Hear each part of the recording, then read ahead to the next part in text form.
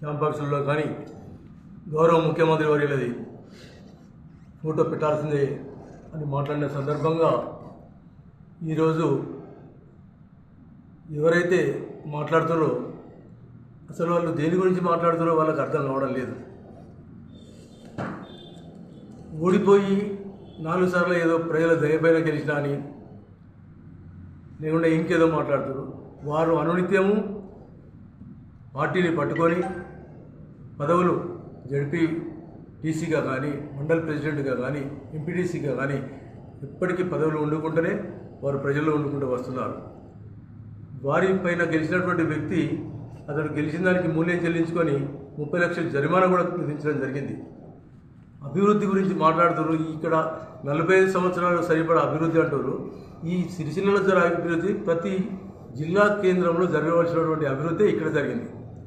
నిన్న మొన్న కాక 16 మాసాల నుంచి వచ్చినటువంటి మా ప్రభుత్వం తరఫున వేములవాడ నియోజకవర్గము సిరిసిల్ల నియోజకవర్గం కలిసి దాదాపు నిన్నటి 200 కోట్లు ఇంటిగ్రేటెడ్ యూనివర్సిటీ దాన్ని కలుపుకొని 1000 కోట్లకు పైగా నిధులు తెచ్చినటువంటి ఘనత గౌరవ విప్ గారికి ఉంది.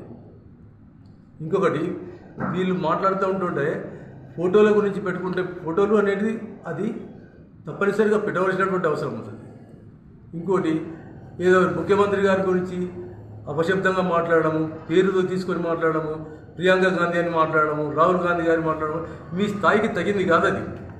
ఎందుకంటే దొంగ అంటే దొంగల ప్రజలు ఉంటున్నట్టు మీ గతం లోపల మీ ఆదినాయకుడు ఏం చేసిండో తెలుసుకోవాలి. ఫస్ట్ మీ ఆదినాయకుడు చేసిన గొప్పతనం ఏంది, గొప్ప పనులేంది. మీ ఆదినాయకుడిని ఊర్లలో కూడా కొన్ని తిరగని అన్నటువంటి రోజులను గుర్తు తెచ్చుకొని ఎదుటి వ్యక్తులను విమర్శించాలి. అభివృద్ధి అనేది ఇప్పుడు జరుగుతుంది. పథకాల అమలు అనేవి ఇప్పుడు జరుగుతున్నాయి. ప్రతి పథకాన్ని మీరు 8 లక్షల కోట్ల బడ్జెట్ లో బడ్జెట్ పెట్టి కూడా పథకాలను మేము అమలు చేస్తామన్నటువంటి దాన్ని ఒక్కొక్కటిగా పూర్తి చేసుకుంటూ ఈరోజు నిన్న ఇక్కడ కూడా ఏదైతే ఇళ్ల పట్టాలు ఇచ్చినామో అది కూడా మీకు కట్టగింపుగా ఉండి మీరు మాట్లాడుతున్నారు. రేషన్ కార్డులు అనేవి 10 సంవత్సరాల నుంచి మీరు ఒక రేషన్ కార్డు ఇచ్చినా ఇవ్వలేదు.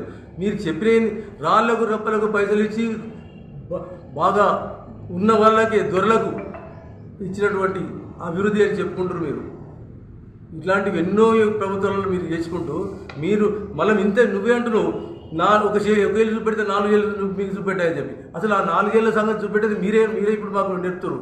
మా రేవంత్ రెడ్డి గారు ఫోటో పెట్టుకోవాల్సిన అవసరం వస్తాడు. అసలు ఎవరి ఫోటో పెడితే ఎవరు ఉరుకుతారు, ఎవి ఉరుకుతాయి అనేది మీరు తెలుసుకోవాలి. ఎవరి ఫోటో ఎట్లుంటాడు అది ప్రజలు గమనిస్తారు. ఏమైనా అభివృద్ధి ఎవరితో జరుగుతుంది, ఎంతకాలం నుంచి జరుగుతుంది, ఇంత తొందరలో ఇంత చిన్న సమయంలో ఈ యొక్క కార్యక్రమాలు అభివృద్ధి కార్యక్రమాలు ఎలా జరుగుతున్నాయి.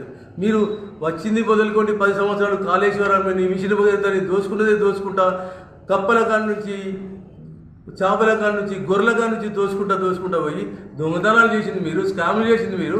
ఇవాళ మళ్ళీ వేరే మా పార్టీ గురించి మాట్లాడే హక్కు మీకు ఎక్కడిది? మీరు మాట్లాడుతారు దొంగతనం చేసారు, ఇంకా దొంగలు 50 లక్షలకు పట్టుబడి అని చెప్పి 50 లక్షలు మీరు నిరూపణ అయిందా? అయితే మాట్లాడరు మీరు మాట జాగ్రత్త అని మాట్లాడుతారు. మీ నిరూపణ అవుతున్నాయి. మిమ్మల్ని పిలిపించారు. ఈడీ నిన్న పిలిస్తే అమెరికాకు వస్తున్నాను మీ నాయకుడు వెళ్ళిపోయాడు. ఉండి జవాబు ఇచ్చిపోనుండే. నిన్న కాక మొన్న ఇప్పుడు కాళేశ్వరం గురించి పిలుస్తారు. రేపు వస్తుంది బయట బండారం బయటపడుతుంది. మీరు చేసినట్టు బాగుపోతారు.